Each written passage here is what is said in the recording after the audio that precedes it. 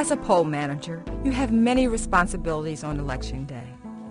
One of the most important considerations is polling place accessibility.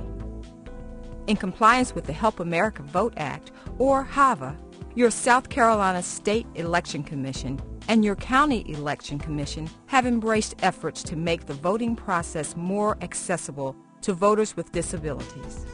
In selecting the location of your polling place, your County Election Commission has already taken into account many of the accessibility requirements set up by the Americans with Disabilities Act, or ADA.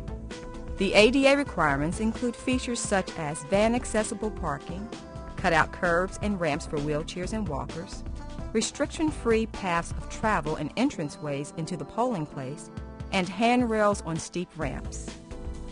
The ADA accessibility requirements for polling places are detailed online. If you care to review them, visit www.usdoj.gov/crt/ada/votingchecklist.htm. When opening your polling place, you should be aware of the needs of voters with disabilities and take a quick tour of the facility and grounds to assure ADA accessibility. Awareness is the key. If you find that your polling place does not provide easy access to voters with disabilities, do what you can to correct the minor problems. In cases of major impairment to voters with disabilities, arrange to have a poll manager monitor problem areas such as parking lots, curbs, steps and doorways, and provide curbside voting to those voters who are unable to access the polling place.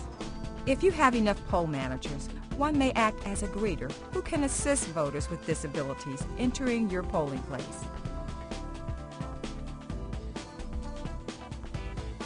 The parking lot should be smooth, solid, and gravel-free if possible.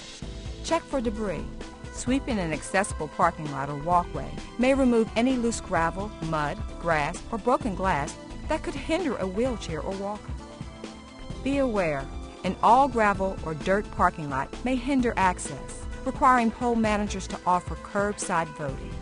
Curbside voting signs are available from your County Election Commission. The parking lot should offer at least one van-accessible space with room for an aisle. One option is to use 3 parking spaces to make 2 accessible spaces with an access aisle. You may have to relocate parking areas to provide accessible parking.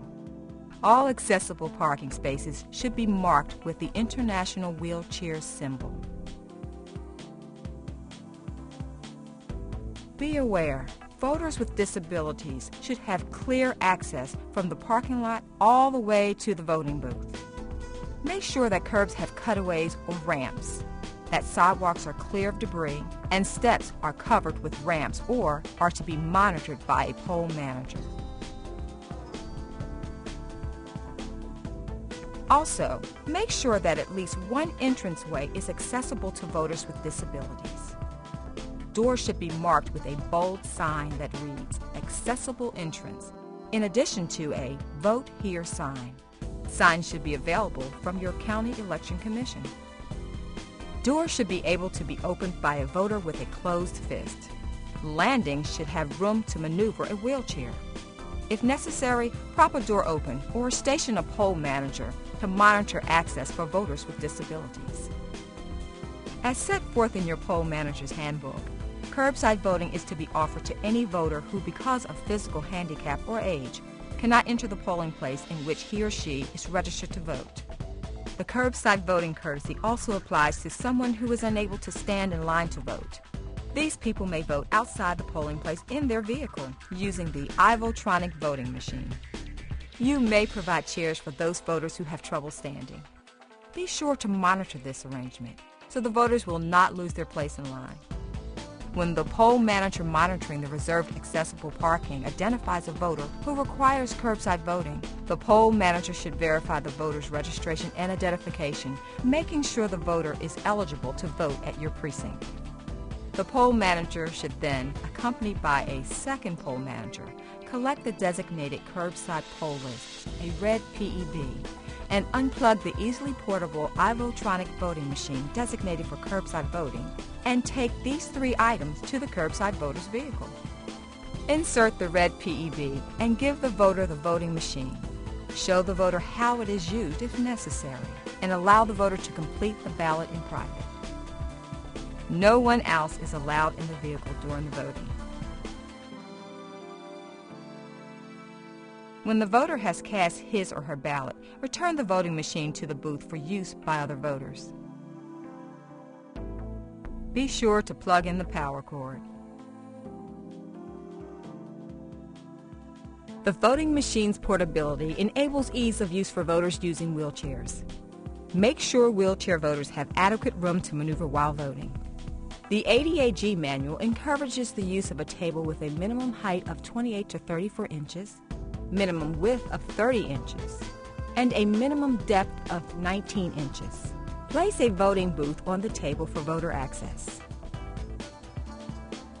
The voting machine's ADA-compliant audio ballot feature also supports visually impaired voters, as well as those voters who are unable to read or write.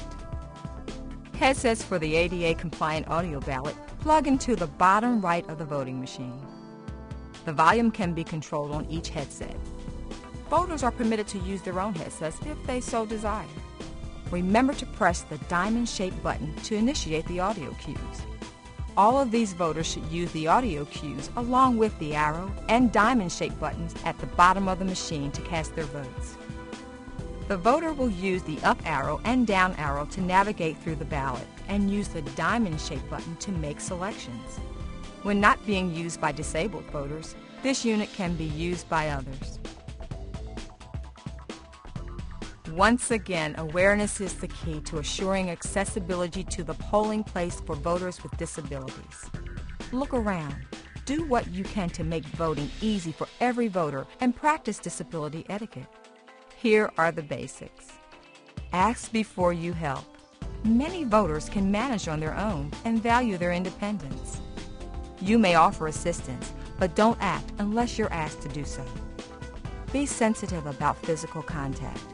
Even if your intention is to help, grabbing someone could knock them off balance. Avoid patting a person on the head or touching his or her wheelchair, cane, or scooter. Think before you speak. Respect is the word. Always speak directly to the person with a disability, not to his or her companion. Do not ask about his or her disability. Talk to him or her just as you would talk to anyone else. Don't make assumptions. A person with disabilities is the best judge of what he or she can do.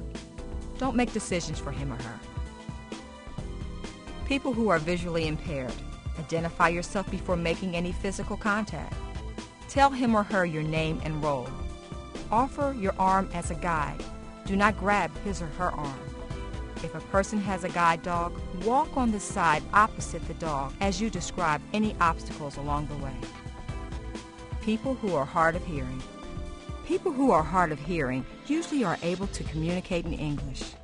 Speak slowly and clearly, since it may be difficult for him or her to read your lips. People with complete hearing loss will usually let you know how to best communicate with them, either in writing, with hand gestures, or through a companion who knows American Sign Language. Be sure to maintain eye contact with the person with hearing loss and not the interpreter. Persons who are cognitively challenged. It may be difficult for a person who is cognitively challenged to make decisions quickly. Be patient. Speak clearly and avoid using abstract terms. Do not use baby talk. If any conflicts arise due to the unfamiliar setting of the polling place or a misunderstanding, be patient, flexible, and use open and direct conversation to resolve the issue. Treat everyone as an individual. In the end, respect everyone as a human being, as an individual, just like yourself. Now that you are aware of the needs of people with disabilities, you will be better able to meet any needs that they may have. Thank you for your commitment to all of South Carolina's voters. As you know, every vote matters. Every vote counts.